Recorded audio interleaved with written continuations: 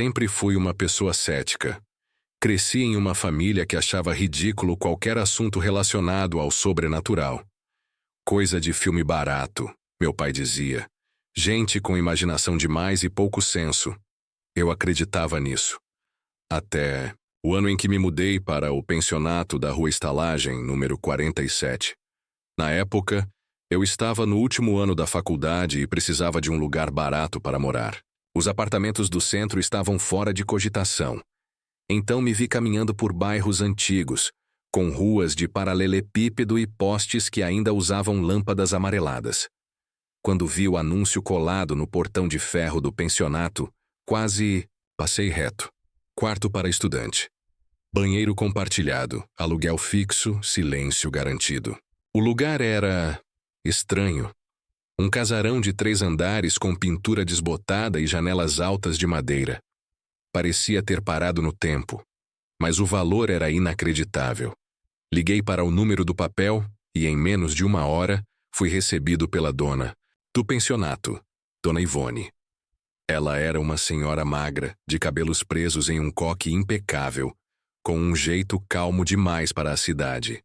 Me mostrou os cômodos com passos lentos e voz baixa, como se estivéssemos em uma biblioteca. O cheiro do lugar era de mofo antigo, misturado com chá de camomila. O quarto disponível ficava no fim do corredor do 2º andar. Porta número... Turim, esse quarto é calmo, ela disse com um leve sorriso. Talvez calmo até demais, mas é o único que temos agora. Isso não me incomoda, respondi, ainda sem entender exatamente o que ela quis dizer. Assinei o contrato. Ali mesmo. Não havia móveis além de uma cama de madeira, um armário antigo e uma escrivaninha encostada na janela. O chão rangia a cada passo. A parede oposta à porta tinha uma marca retangular mais escura, como se houvesse um móvel ali que havia sido removido há pouco tempo. Na primeira noite, dormi como uma pedra. Mas algo me acordou por volta das 3 da manhã. Não sei o que foi. Nenhum barulho específico. Apenas uma sensação. Senti como se houvesse alguém parado do lado de fora da porta, imóvel, me observando. Mas, quando levantei para checar, não havia nada no corredor. Nenhum som, nenhuma sombra. Na noite seguinte, a mesma sensação. Mas dessa vez havia um som. Baixíssimo, abafado. Como se uma voz sussurrasse atrás da parede escura do quarto. Encostei o ouvido, mas parecia vir de dentro dela. Uma voz grave, pausada, repetitiva. Volte, volte, volte. Afastei-me imediatamente. O quarto voltou ao silêncio. Dormi com a luz acesa. Pensei em comentar com Dona Ivone, mas desisti. Era só o 2º dia. Talvez o prédio estivesse com canos antigos fazendo barulho, ou algum tipo de eco das escadas. Mas na 3ª noite, a coisa mudou. Desta vez, acordei com um arranhado atrás da parede.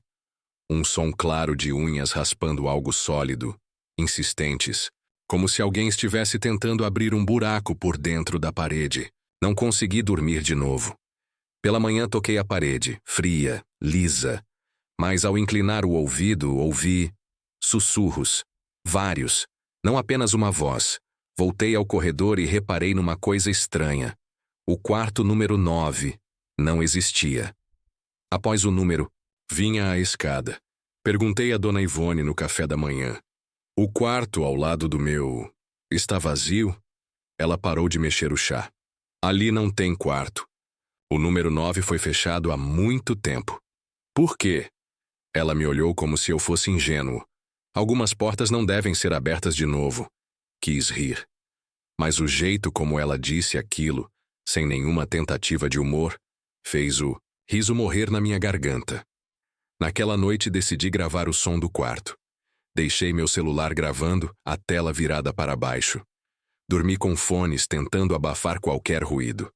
Pela manhã, ao ouvir a gravação, senti um calafrio. Por volta das 2h47 da madrugada, uma voz surge fraca no fundo da gravação. Você já está ouvindo, mas ainda não entendeu. A parede quer lembrar E em seguida, risos. Vários. De diferentes timbres. Homens, mulheres, crianças. Todos ao mesmo tempo. Me levantei com o peito gelado. Joguei a coberta no chão. E ali, na parede escura, aquela onde a voz parecia morar, havia um arranhão novo, recente. Como se algo tivesse pressionado as unhas de dentro para fora. No mesmo dia, fui até uma papelaria do centro e comprei um pequeno espelho de moldura preta. Uma ideia antiga da minha avó me veio à mente. Espelhos mostram o que os olhos não veem. Coloquei o espelho de frente para a parede escura, do quarto posicionado sobre a escrivaninha. Eu queria ver se, talvez, alguma coisa se revelava. Naquela noite, por volta das 3 da manhã, o espelho trincou sozinho. Um estalo seco me acordou, e quando olhei, havia uma fissura em zigue-zague, bem no centro, mas pior. Atrás de mim, no reflexo, juro por tudo o que é mais sagrado. Uma silhueta estava em pé, parada, bem ao lado da cama. Virei rápido. Nada. Só o vazio. Mas ao voltar o olhar para o espelho trincado, a silhueta ainda estava lá. E então, ela se virou lentamente para encarar o reflexo, como se soubesse que eu a observava. Dei um tapa no espelho. Ele caiu no chão, quebrando por completo. Desci correndo até o térreo, sem me importar com o horário. Bati na porta de Dona Ivone com força. Ela demorou a abrir, e quando apareceu, estava vestida com um robe antigo e segurava uma vela em vez de acender a luz. Não parecia surpresa. Você viu no espelho, não foi? Quem está naquele quarto? Tem alguma coisa errada lá. Não é normal, Dona Ivone. Claro que não é, ela disse, com uma serenidade aterradora. Mas você escolheu o quarto 8. Todos que ouvem as vozes, um dia veem o que há por trás delas. Fiquei em silêncio. Meu corpo tremia. Ela me fez sentar. Me ofereceu chá. Não aceitei. Foi então que ela contou. Décadas atrás, aquele pensionato era um orfanato. Durante a guerra, muitas crianças órfãs foram trazidas ali. Mas o diretor do orfanato, um homem chamado Dr. Norberto Henke, tinha ideias muito próprias de educação silenciosa. Segundo Dona Ivone, Henke acreditava que as crianças que choravam ou falavam demais deveriam ficar em quarentena vocal. O quarto número 9, que hoje não existe mais, era o lugar onde as crianças eram trancadas em completo silêncio, por dias, sem luz, sem som, sem ninguém. O tempo era contado por gotas que pingavam de um cano na parede. Quando uma criança gritava, o castigo dobrava. Quando batia na porta, o castigo se renovava. Algumas não saíram de lá vivas, sussurrou Dona Ivone. O quarto foi selado, mas selar tijolos não silencia o que está preso neles. Voltei para o meu quarto completamente desorientado. Fiquei sentado na cama, observando a parede escura. E então, as vozes voltaram. Mas dessa vez, estavam mais altas, mais urgentes. Era como se cada alma presa naquele espaço estivesse forçando passagem, murmurando frases sobre dor, frio, abandono. E então, ouvi meu nome. Claramente. 3 vezes. Lucas, Lucas, Lucas. Gelei. Nunca falei meu nome dentro daquele quarto. Nunca disse em voz alta. E ainda assim, sabiam. A partir daquele momento não consegui mais dormir. Meus olhos fundos, minha pele esbranquiçada e os calafrios constantes começaram a chamar a atenção dos outros moradores. Um deles, um senhor chamado Seu Alencar, veterano de pensão, me chamou para conversar. Você está no 8, não está? Perguntou com o olhar pesado. Sim. Por quê? Um rapaz chamado Rodrigo ficou lá antes de... Você. Estudante também. Trancado como você. Sabe o que aconteceu com ele? Neguei com a cabeça. Desapareceu. Uma noite sumiu. A polícia achou que ele voltou para a cidade natal. Mas Dona Ivone nunca aluga o mesmo quarto por 2 invernos seguidos. Só agora ela abriu de novo. Você acha que ele... Eu acho que ele nunca saiu de lá. Voltei para o quarto com os ouvidos zumbindo. Fiquei observando a parede por horas, e então, numa decisão impensada, bati na parede. Uma única batida. Seca, e do outro lado, responderam. 3 batidas curtas, precisamente espaçadas. Levantei tremendo, coloquei o ouvido na parede, e ouvi. Você também está preso agora. Como nós. Eles não nos ouvem. Mas você sim. O chão rangeu atrás de mim. Virei depressa, mas o quarto estava vazio. Ou parecia. Na escrivaninha, as páginas do meu caderno tremiam como se alguém tivesse acabado de passar a mão por cima. E havia algo escrito nelas. Não por mim. Destranque a porta. Eles merecem sair. Era a letra de criança. Tremida, desesperada. Na manhã seguinte pedi a Dona Ivone que trocasse meu quarto. Ela simplesmente olhou por cima dos óculos e disse: Tarde demais, Lucas. Uma vez ouvindo, sempre ouvindo. Eles já sabem que você escuta. Fiquei paralisado por segundos. Não havia mais volta. Naquela tarde tentei sair. Fiz as malas, entrei no elevador do prédio, mas ao apertar o botão térreo, ele simplesmente não desceu. Em vez disso, as luzes piscaram e o elevador subiu sozinho até o 5º andar, que supostamente estava interditado. As portas se abriram, um corredor totalmente escuro e sem fim se revelou. As lâmpadas tremeluziram por um instante, e então vi várias portas, todas de madeira escura, com nomes de crianças escritos em placas enferrujadas. Comecei a andar lentamente. Ouvi sussurros, vindos de trás das portas. Algumas choravam, outras riam. Mas uma, em particular, a última porta à direita, chamou meu nome de novo. E quando cheguei perto, a porta se abriu sozinha. Dentro havia um quarto idêntico ao meu. Exatamente igual, mas havia também um espelho grande no centro, e pendurado no teto, algo que parecia um brinquedo infantil giratório. Só que os bonecos que giravam eram braços enfaixados e cabeças de bonecas sem olhos. O espelho refletia algo que não estava no cômodo. Um grupo de crianças paradas, todas olhando para mim, imóveis. E então, em uníssono, elas sussurraram. Você tem que lembrar. Você também esteve aqui. Você esqueceu, mas eles não. Corri. Corri como se minha alma estivesse sendo puxada por ganchos invisíveis. Quando cheguei ao térreo, o elevador simplesmente se abriu como se nada tivesse acontecido. A recepção estava normal. Dona Ivone tomava seu chá como se eu não tivesse desaparecido por 1 hora. O 5º andar é onde tudo começa. Quem sobe nunca volta igual. Eu já estava completamente tomado. Comecei a ter lapsos de memória, pesadelos em que acordava, dentro do próprio armário do quarto.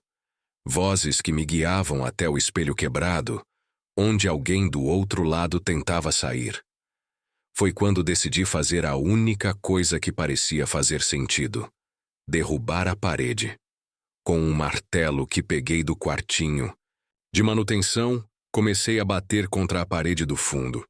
Bati por quase 1 hora. O reboco caiu. E por trás da parede, uma porta antiga de madeira estava selada com tábuas grossas, pregos enferrujados, como se alguém a tivesse escondido do mundo. Arranquei as tábuas uma a uma. A madeira estava podre, e atrás da porta um cheiro pútrido invadiu o ambiente. Puxei a maçaneta com força. Ela cedeu. O que havia ali não era um cômodo. Era um corredor subterrâneo. Um túnel que descia direto sob os alicerces do pensionato. Desci com a lanterna do celular. Os passos ecoavam como se tivesse uma multidão andando comigo. Mas eu estava só, ou deveria estar. No fim do túnel havia uma espécie de câmara com paredes de tijolos vermelhos. No centro, um círculo de giz desenhado no chão e vários nomes escritos ao redor, como uma invocação. No centro, uma cadeira infantil de madeira. E sobre ela uma gravação em fita cassete. Peguei. Estava empoeirada, mas legível. Um bilhete grudado nela dizia: para o que houve. Levei a fita até o meu notebook com um adaptador.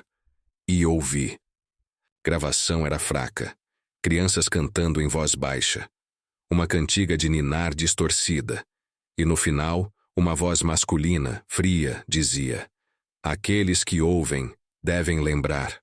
A alma esquecida é a mais barulhenta.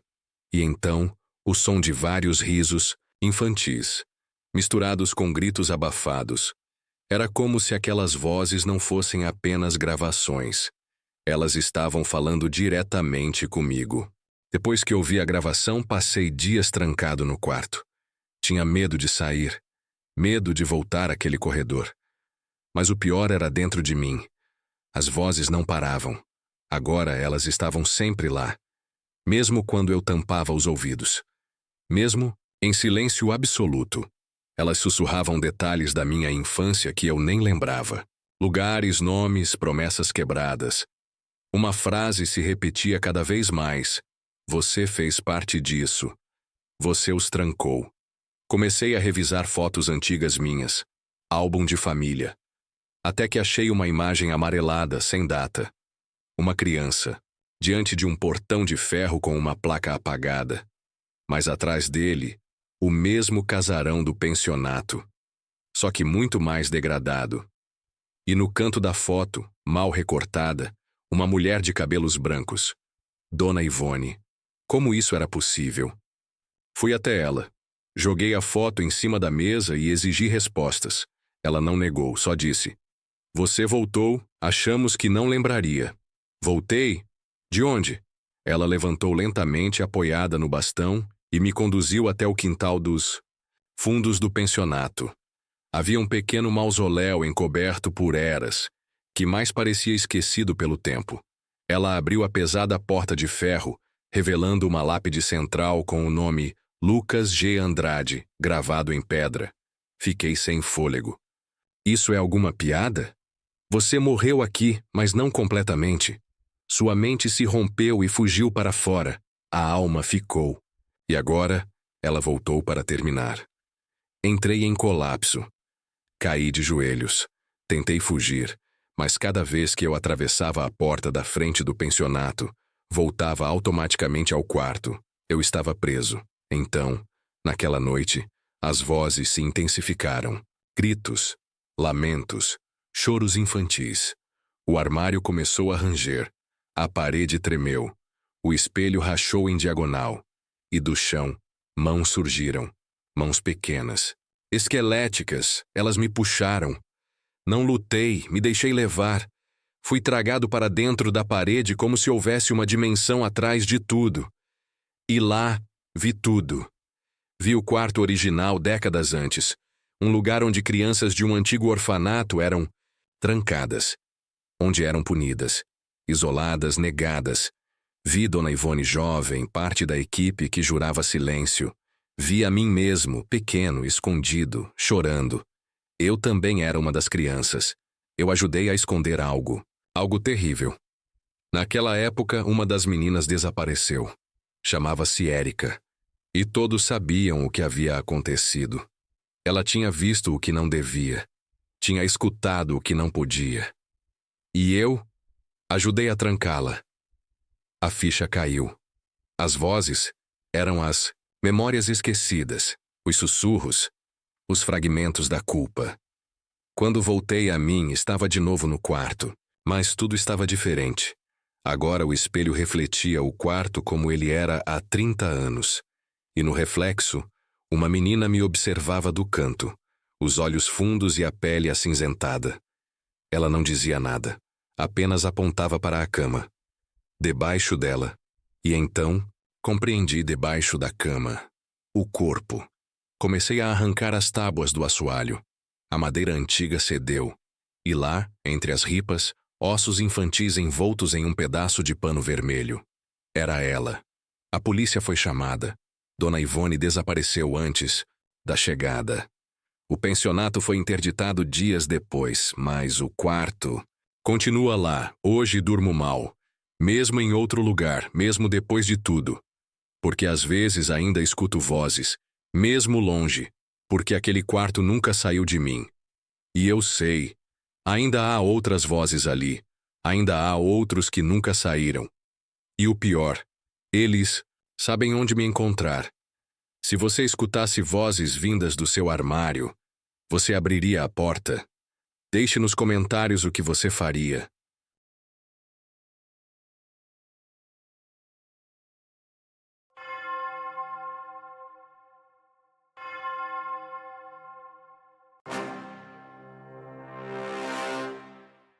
Meu nome é Laura, e desde que me mudei para esta antiga casa de campo nos arredores de Ponta Grossa, no Paraná, minha vida nunca mais foi a mesma. A propriedade, outrora pertencente à família Almeida, carregava consigo uma aura de mistério e isolamento que, confesso, inicialmente me atraiu. Buscava a tranquilidade do interior, longe do burburinho de Curitiba, mal sabendo que encontraria um silêncio muito mais perturbador, um silêncio preenchido por vozes que não pertencem ao nosso mundo. No início eram sutilezas, um frio repentino em um cômodo ensolarado, o som de passos leves no andar de cima quando eu era a única presente, a sensação persistente de estar sendo observada por olhos invisíveis. Atribuía ao cansaço da mudança, a minha imaginação, fértil nutrida por anos de leitura de Edgar Allan Poe e H.P. Lovecraft na biblioteca da UFPR. A primeira manifestação clara ocorreu em uma noite de tempestade. Os raios cortavam o céu sobre os campos verdejantes dos Campos Gerais, e o vento uivava como um animal ferido ao redor da casa. Estava sozinha na sala de estar, lendo a luz trêmula da lareira, quando ouvi um sussurro tênue, quase inaudível, vindo de um canto escuro do cômodo. Parecia uma voz feminina, chorosa, pronunciando palavras que não consegui decifrar. Arrepiei da cabeça aos pés. Levantei-me ostorojno, a lanterna do meu celular como única defesa contra o medo crescente. Varrer o canto escuro revelou apenas sombras dançantes e a poeira acumulada nos móveis antigos da família Almeida. Tentei racionalizar, atribuindo o som ao vento ou ao ranger da velha casa, mas a nitidez daquela voz, a emoção palpável em seu lamento, ecoavam em minha mente. As semanas seguintes foram marcadas por um aumento na intensidade dos fenômenos. Os sussurros se tornaram mais frequentes, mais claros. Às vezes, pareciam chamar meu nome, um chamado suave e melancólico que me fazia gelar o sangue. Outras vezes, eram fragmentos de conversas ininteligíveis, como se ecos de vidas passadas ainda ressoassem entre as paredes da casa. Objetos mudavam de lugar inexplicavelmente. Encontrava livros da estante no chão, cadeiras movidas de seus lugares originais, como se mãos invisíveis estivessem brincando comigo. O medo constante começou a afetar meu sono. Tive pesadelos vívidos, repletos de rostos pálidos e olhos suplicantes que surgiam das sombras da casa. Acordava no meio da noite, banhada em suor frio, com a nítida sensação de que havia alguém no meu quarto, sussurrando segredos sombrios em meus ouvidos. Decidida a encontrar uma explicação para o que estava acontecendo, comecei a pesquisar a história da família Almeida. Visitei a Biblioteca Municipal de Ponta Grossa. Conversei com moradores mais antigos da região. Descobri uma história trágica envolvendo a família. No início do século XX, a casa fora palco de um amor proibido entre a jovem Isabel Almeida e um forasteiro. O romance terminou em tragédia, com o desaparecimento misterioso do homem e o suicídio de Isabel, encontrada enforcada no sótão da casa. A lenda local dizia que o espírito de Isabel vagava pela propriedade, lamentando sua perda e buscando por seu amado. A descrição da voz que eu ouvia, feminina e chorosa, coincidia com a imagem de Isabel que emergiu dos relatos antigos. Movida pela curiosidade e por uma crescente sensação de empatia pela jovem Isabel, comecei a tentar me comunicar com as vozes. Falava em voz alta pela casa, oferecendo conforto, expressando minha tristeza por sua história. No início, minhas tentativas eram recebidas com silêncio ou com um aumento na intensidade dos sussurros, como se minha presença perturbasse ainda mais sua agonia. No entanto, com o tempo, Percebi sutis mudanças. Os sussurros pareciam responder às minhas palavras, embora de forma indireta. Se eu mencionasse a solidão, ouvia um suspiro longo e triste. Se falasse sobre a busca por seu amado, ouvia um murmúrio hesitante, como se uma lembrança dolorosa viesse à tona. Uma noite, decidi ir ao sótão, o local da tragédia de Isabel. O ar lá era denso e frio, carregado de uma atmosfera opressora. A poeira dançava nos raios de luar que entravam pela pequena janela empoeirada. Enquanto olhava ao redor, senti uma presença forte perto de mim. Um sussurro claro e nítido soou em meu ouvido. Ele se foi. Arrepiei. Era a voz de Isabel. Pela primeira vez consegui entender uma de suas mensagens. Senti uma onda de tristeza me invadir. Eu sinto muito. Isabel, murmurei. Ele se foi, mas você não está sozinha agora. Naquela noite algo mudou. Os fenômenos na casa se tornaram menos intensos, menos ameaçadores. Os sussurros ainda estavam lá, mas carregavam menos angústia, mais resignação. Era como se Isabel tivesse finalmente encontrado algum conforto em minha presença, em saber que sua história não havia sido completamente esquecida. No entanto, o mistério do desaparecimento do amado de Isabel permanecia. Intrigada, continuei minhas pesquisas nos arquivos da cidade de Ponta Grossa. Encontrei um antigo registro policial de um homem desaparecido na mesma época da tragédia de Isabel. Seu nome era Rafael, e a descrição física coincidia com a vaga imagem de um homem que eu por vezes via em meus sonhos na casa. O registro mencionava que Rafael trabalhava nas minas de carvão da região. Uma ideia sombria surgiu em minha mente. E se o desaparecimento de Rafael não tivesse sido um acidente?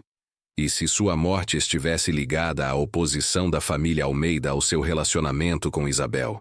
Decidi visitar as antigas minas de carvão, localizadas a alguns quilômetros da propriedade. O lugar era sombrio e abandonado, com poços escuros que pareciam engolir a luz do sol. Enquanto explorava a área, senti uma forte sensação de angústia, como se ecos de sofrimento ainda pairassem no ar. De repente, ouvi um novo tipo de voz. Não era o lamento suave de Isabel, mas um murmúrio rouco e desesperado, vindo de um dos poços mais profundos. A voz repetia incessantemente um nome. Isabel, perdão. O terror me invadiu. Era a voz de Rafael. Ele também estava preso de alguma forma a este lugar. A culpa, o remorso, ainda o assombravam. Com a ajuda de alguns moradores locais, consegui informações sobre um desabamento ocorrido em uma das minas na época do desaparecimento de Rafael. Seu corpo nunca havia sido encontrado. A peça final do quebra-cabeça se encaixava. Voltei a casa com uma nova compreensão da tragédia que ali se desenrolara. Reuni-me no sótão, o ponto de maior conexão com o espírito de Isabel, e falei em voz alta, contando-lhe sobre Rafael, sobre seu possível destino nas minas. Enquanto falava, a temperatura no sótão caiu drasticamente. Uma rajada de vento frio percorreu o cômodo, mesmo com a janela fechada. E então, ouvi duas vozes. A de Isabel, suave e chorosa como sempre, e uma nova voz, masculina e rouca, carregada de um profundo arrependimento. Ambas as vozes murmuraram, juntas. Finalmente, um silêncio profundo se seguiu. A sensação de peso e tristeza que sempre pairara sobre a casa pareceu se dissipar. Nas noites seguintes, os sussurros cessaram. A casa estava silenciosa pela primeira vez desde minha chegada. Acredito que, ao desvendar o mistério de seu amor perdido, ao trazer à luz a verdade sobre o destino de Rafael, ajudei ambos os espíritos a encontrarem a paz. A casa ainda carrega as marcas do passado, mas o terror se foi, substituído por uma quietude melancólica, um lembrete silencioso de uma história de amor e perda que finalmente encontrou seu repouso. E eu, Laura, a forasteira que buscou silêncio, tornei-me a involuntária mediadora entre dois corações partidos. testemunhando em primeira mão as vozes do além que, por fim, encontraram seu caminho para a luz.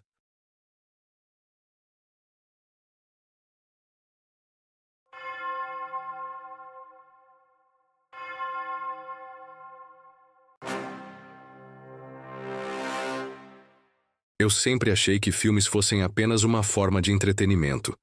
Histórias contadas em imagens e sons para nos fazer rir, chorar ou sentir medo por algumas horas.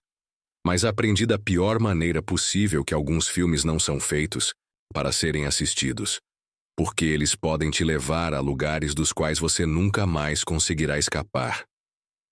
Tudo começou quando encontrei uma fita VHS antiga em um brechó esquecido da cidade. Era um lugar empoeirado, cheio de objetos abandonados pelo tempo, onde poucas pessoas ousavam entrar. Eu estava procurando algo curioso para colecionar, algo que pudesse chamar atenção, mas aquele filme mudou minha vida para sempre. Era uma tarde nublada quando entrei no brechó. Estava explorando as prateleiras repletas de bugigangas antigas, quando vi algo que chamou minha atenção. Uma caixa de plástico preta, com os cantos desgastados e um rótulo manuscrito na frente. Estava escrito: "A última exibição, não assistir." Fiquei intrigado. Quem colocaria um aviso tão específico em um filme? Perguntei ao dono do brechó sobre a origem da fita, mas ele apenas balançou a cabeça, como se estivesse tentando me alertar sem dizer nada. Finalmente, murmurou: "Esse filme, ele já pertenceu a alguém que não está mais aqui." Aquelas palavras me deixaram inquieto, mas também curioso. Decidi comprá-la mesmo assim. Afinal, o que poderia haver de tão perigoso em um simples filme? Quando cheguei em casa, coloquei a fita no meu velho videocassete, convencido de que era apenas uma brincadeira ou talvez algum tipo de arte experimental. Mas assim que apertei o botão de play, percebi que havia algo muito errado. A tela inicial era preta, exceto por um símbolo estranho no centro. Uma figura geométrica que parecia pulsar lentamente como um coração. Então, um som agudo começou a ecoar pelos alto-falantes, como unhas arranhando o vidro. Tentei pausar o filme, mas o controle remoto não respondia. Foi então que as imagens começaram. Eram cenas desconexas e distorcidas. Pessoas com rostos borrados correndo em pânico, crianças chorando em quartos escuros, mãos cobertas de sangue batendo em janelas. Não havia diálogos, apenas gritos abafados e risos insanos entrecortados por silêncios opressivos. Mas o que realmente me deixou paralisado foi o que apareceu no final do filme. Havia uma mensagem escrita na tela, em letras vermelhas que pareciam gotejar como sangue. "Você não deveria ter assistido." Desliguei o videocassete imediatamente, convencido de que aquilo era apenas uma pegadinha elaborada. Mas então, algo estranho aconteceu.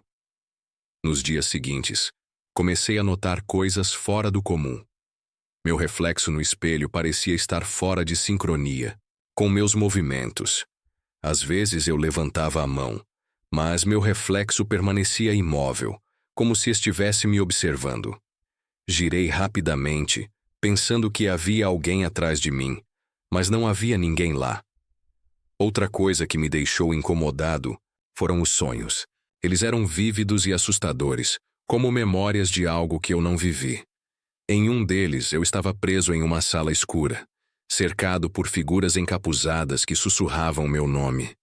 Quando acordei, havia marcas vermelhas nas minhas mãos, como se tivessem sido arranhadas por algo afiado. Comecei a pesquisar sobre o filme.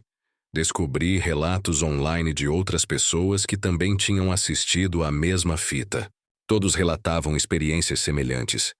Sonhos perturbadores, reflexos fora de sincronia e sensações constantes de estar sendo observado. Um detalhe me chamou a atenção. Todas essas pessoas desapareceram pouco depois de assistir ao filme. Algumas delas foram encontradas mortas em circunstâncias misteriosas, enquanto outras simplesmente sumiram sem deixar vestígios. Então, algo ainda mais assustador aconteceu. Uma noite, enquanto dormia, Fui acordado por um som baixo vindo da sala. Era o som de uma fita sendo reproduzida no videocassete. O mesmo filme que eu havia assistido. Corri até lá e desliguei o aparelho, mas a tela continuava acesa, exibindo o mesmo símbolo pulsante do início do filme. Tentei remover a fita, mas ela estava presa, como se algo a estivesse segurando. Então, ouvi uma voz sussurrando diretamente no meu ouvido: "Você não pode fugir." Girei rapidamente, mas novamente não havia ninguém lá. Voltei a olhar para a televisão e a imagem mudou. Agora, eu estava na tela. Ou melhor, meu reflexo estava. Ele me encarava, com um sorriso distorcido no rosto, enquanto as figuras encapuzadas das quais eu havia sonhado surgiam ao fundo, me cercando. Desliguei a televisão e decidi jogar a fita fora. Mas, por mais que eu tentasse, ela sempre reaparecia em minha casa como se tivesse vontade própria. Coloquei-a no lixo, queimei-a, até mesmo a joguei em um rio. Mas ela sempre voltava, intacta, como se estivesse me provocando. Decidi investigar mais sobre o filme. Encontrei um fórum online dedicado a pessoas que também tinham assistido à fita. Eles mencionavam algo chamado a entidade do rebobinamento, uma força maligna que usava o filme como portal para atrair vítimas. Diziam que o filme era uma armadilha, criada por um cineasta obcecado que tentou invocar algo além do nosso mundo. Segundo os relatos, o cineasta havia realizado um ritual proibido durante a produção do filme, gravando cenas reais de sacrifícios humanos e invocações ocultas. Mas algo deu errado, e ele foi consumido pela entidade que tentou controlar. Agora, o filme era uma extensão dessa entidade, uma ferramenta para capturar almas. Entendi então que eu tinha sido escolhido. O filme não era apenas uma ameaça, era uma sentença. Pesquisei sobre o cineasta e descobri algo terrível. Seu nome era Victor Kael, e ele era conhecido por seus experimentos com filmes de horror extremo. Antes de desaparecer, ele havia deixado uma nota em seu diário pessoal. Se você encontrar este filme, não o assista. Ele escolhe suas vítimas. Finalmente, encontrei uma maneira de quebrar a maldição. Um ritual antigo exigia que eu gravasse uma nova fita, substituindo as imagens do filme original pelas minhas próprias. Mas havia um preço. Eu precisaria gravar algo real, algo doloroso. Preparei uma câmera e comecei a filmar. Gravei cenas de mim mesmo falando sobre o filme, sobre o medo que sentia e sobre as figuras encapuzadas que me assombravam. Mas quando cheguei ao final, algo terrível aconteceu. As figuras apareceram na minha frente saindo diretamente da câmera. Elas me cercaram, arrancando a câmera das minhas mãos e me forçando a assistir às cenas que eu havia gravado. No vídeo, eu via a mim mesmo sendo atacado por elas, como se já estivesse morto. Desde aquela noite, sei que sou parte da maldição. As figuras encapuzadas estão em todos os lugares. Às vezes, quando acordo, vejo uma delas sentada ao pé da minha cama, observando-me com aqueles olhos vazios. Outras vezes ouço risos insanos ecoando pelos corredores, mesmo quando estou sozinho. Tentei destruir o filme, mas ele sempre reaparece. Não importa o que eu faça, elas me encontram. E sempre que assisto ao filme, vejo novas cenas. Cenas que ainda não aconteceram, mas que sei que vão acontecer. Se você encontrar uma fita como essa, não a assista. Não importa o quão curioso você seja. Não importa o quão seguro você se sinta. Alguns filmes não foram feitos para serem vistos.